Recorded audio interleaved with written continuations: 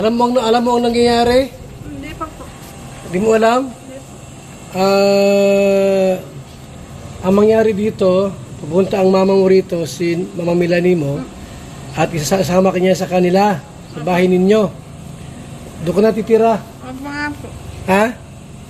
Okay lang sa'yo, Rina? Doon ka natitira, ha? Opo. Yan. Doon ka natitira sa mama mo, wala ko makasama yung mga kapatid mo. So, magpakabait ka doon. Opo. O paano yung pag-ieskwela mo? Okay lang po. Hindi ka na mag-ieskwela? Hindi na rin din po. Bakit? Wala din po ako magagawa dito eh. Ha? Wala po ako magagawa dito. Hindi ba nag-ieskwela ka sa school? School po, opo. Sa anong school yon? Sa Dalak din po. Yung dito sa Daet, saan yon? Doon ka po. Hindi ka na papasok dyan. Wala na daw pong pasok. Ha? Wala na daw pong pasok. Hindi ka na papasok doon? Wala na pong mga chit-chat. Bakit wala? Wala po kung paano. Isin po, congrats kay Maestro 21 TV. Congrats! Siya pong pinanghalpon na Ghost Reactor ngayong buwan po ng January 2024.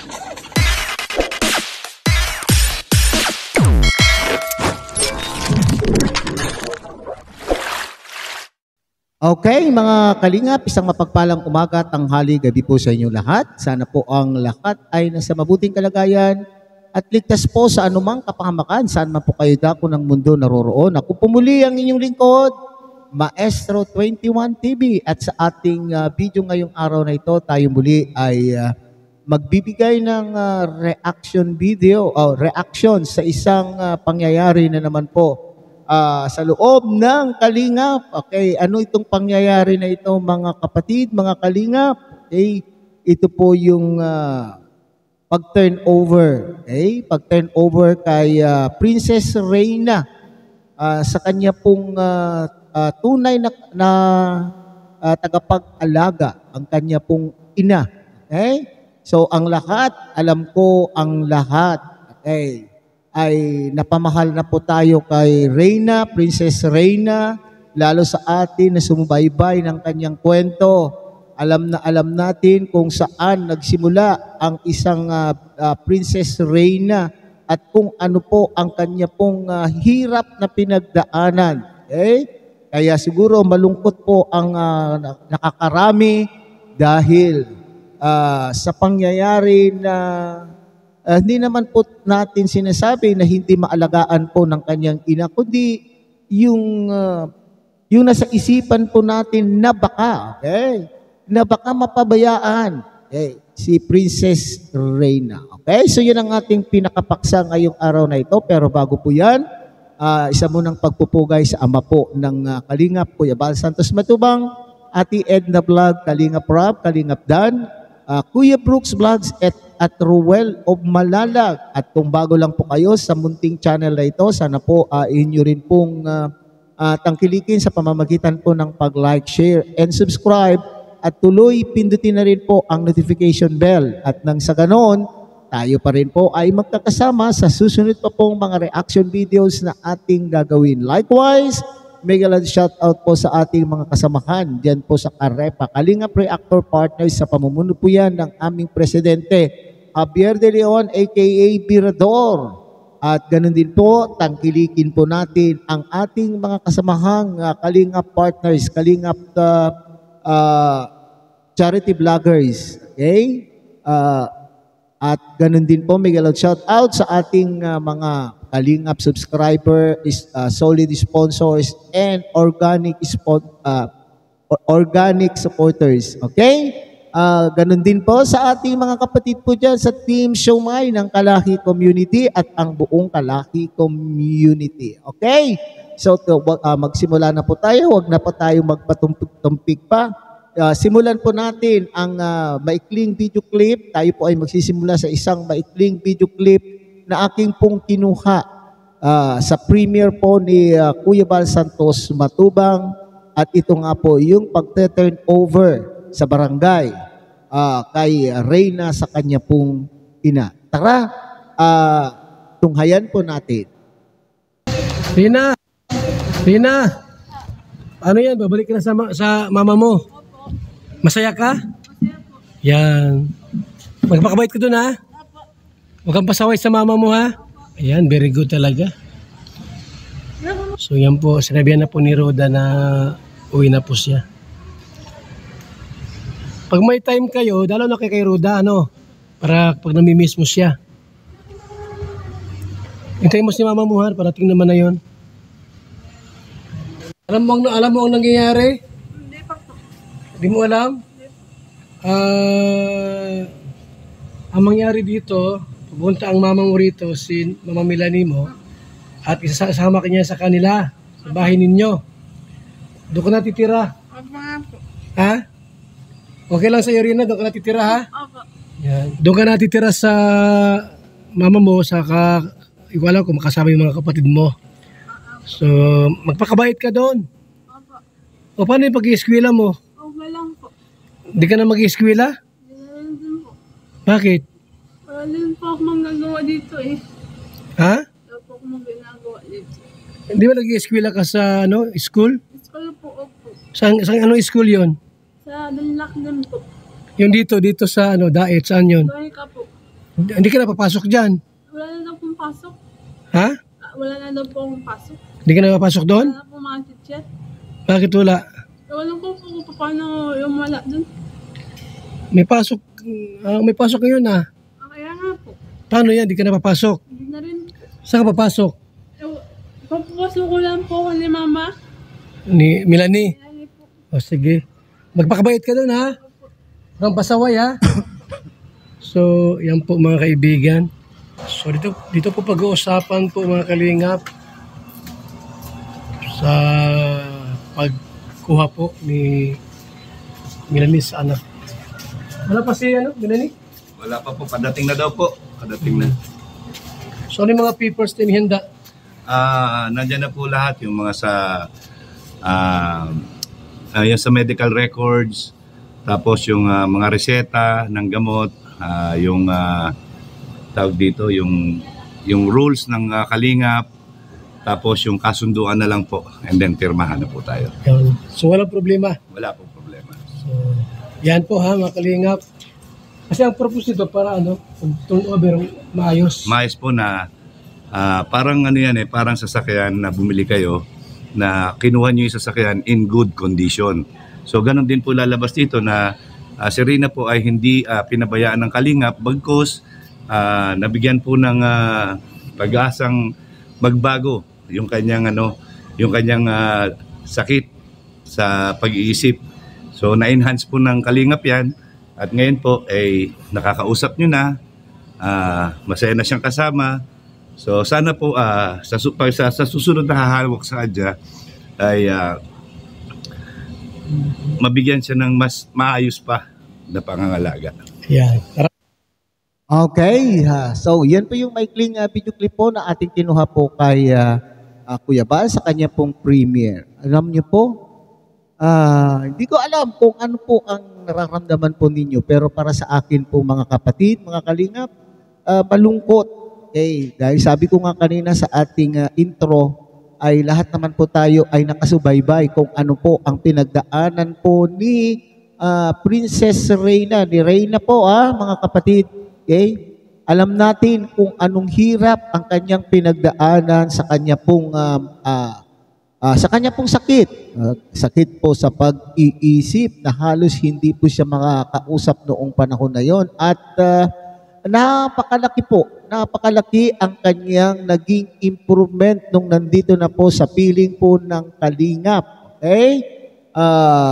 At ngayon nga po ay nakakausap na, nakakabanding na, nakakasama na po sa kanya, nakakasama na po nila sa pagmimisyon. Okay? Pero dadating po tayo talaga sa panahon na kagaya po nito at dapat intindihin po natin at tanggapin po natin, nakalagay po diyan, nararapat nga ba ang ina ang siyang mag-aruga o siyang kumupkop, siya ang mag-alaga sa kanyang ina? Yes. Yan po yung sinasabi po ni Kuya Bal sa kanya pong live na bagamat inahalubilin po si Reyna sa kalingap nung panahon na kinakailangan niyang dumaan sa pagsusuri po ng isang eksperto gaya po ng doktor sa pag-iisip, hindi po ba? Dahil noong panahon na yon, alam naman po natin wala po ang pamilya, wala po silang kakayanan upang ipagamot po si Reyna. At nandiyan po ang kalingap handang tumulong. At sinasabi nga po ni Kuya Bal dito mga kapatid ay ang kalingap ay tumutulong po lamang. Okay? Wala pong dokumento or wala pong rights, solid right ang kalingap na siyang magbakod. Okay, sa pag-aalaga po kay Reyna. Nararapat lang po nga sa ngayon panahon na ito ay ang ina naman po, bigyan naman po natin ng pagkakataon ang kanyang ina na siyang mag-alaga sa kanya ngayon. Okay? Malay po natin. Kaso nga lamang, maraming mga katanungan ang pumapasok po sa ating isipan. Okay? Lalo na nga po sa punto doon po sa usapin, tungkol po sa pera, naku po, napakasalimuot pong pag-usapan. Kaya nga nakakalungkot, sabi ko nga po dahil nung kinakausap sa ni Kuya Bal, mga kapatid, mga kalingap, parang batang munti na walang alam tungkol po sa nangyayari. Di po ba? Okay, sa usaping pera, naku po, sabi ko nga, masalimuot ang sitwasyon dahil may sinasabi po silang tungkol po sa pera, may involved na tungkol po sa pera. Kinukuha ba ng ina po niya dahil sa mga pangako ng mga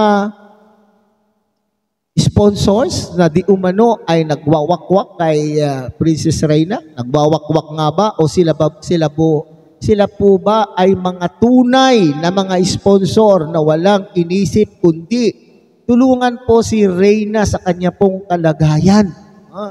Yan po yung inaalala po natin. Okay? Walang problema dahil sabi nga, right po ng isang ina na alagaan ang kanyang anak. Pero, yung sinasabi po ni Kuya Mel dito ay sana man lang kung ano yung nagawa po ng kalingap. Doon sa improvement na ipinapakita ngayon ni Reyna ay mas lalong pag-ibayuhin pa ng susunod na magtagapag-alaga po ni Reyna at ang kanyang ina. Sana lamang hindi totoo o yung nandun sa ating isipan na kaya kinukuha ang Reyna na ito dahil sa sulsol ng mga ilang buwakwak na sponsors.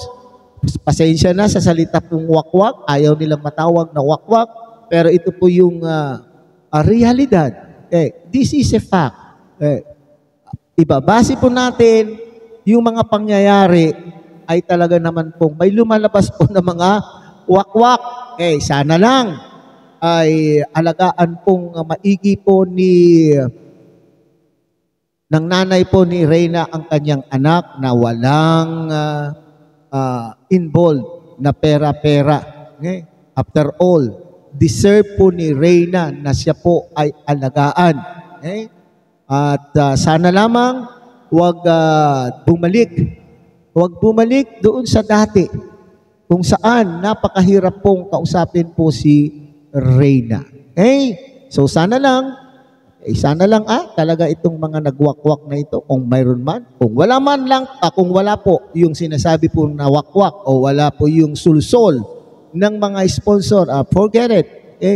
Walang problema. Ang mahalaga po dito, bilang isang ina ay dapat mong alagaan ang iyong anak, lalo na sa kalagayang kagaya po ni Reyna. Ngayon naman, kung totoong mayroong nasa likod ni Melanie, at nagsulsol upang kunin na ang kanya pong anak at sila po ang magpapatuloy sa pag-aalaga o pagpipinance sa mga bagay-bagay, medisina po na kinakailangan po ni Princess Reyna, ay sana lang ay gawin po ninyo ng tama. Gawin po ninyo na kagaya rin po, lampasan pa po ninyo ang ginawa po ng Kalingap at nang sa ganon. Alang-alang po sa bata, hindi kung sa ano paman. Okay? So hanggang dito na lamang po ang ating reaksyon tungkol po kay Princess Reyna.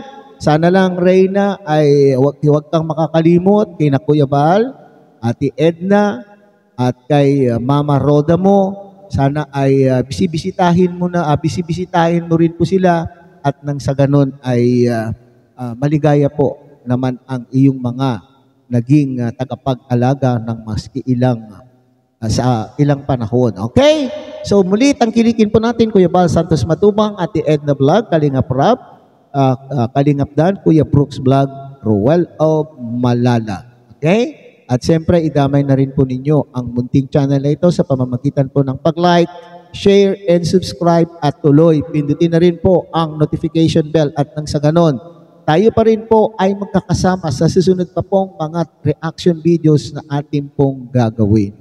Muli, isang mapagpalang umaga, tanghali, gabi po sa inyong lahat. Mabuhay po kayo and God bless everyone.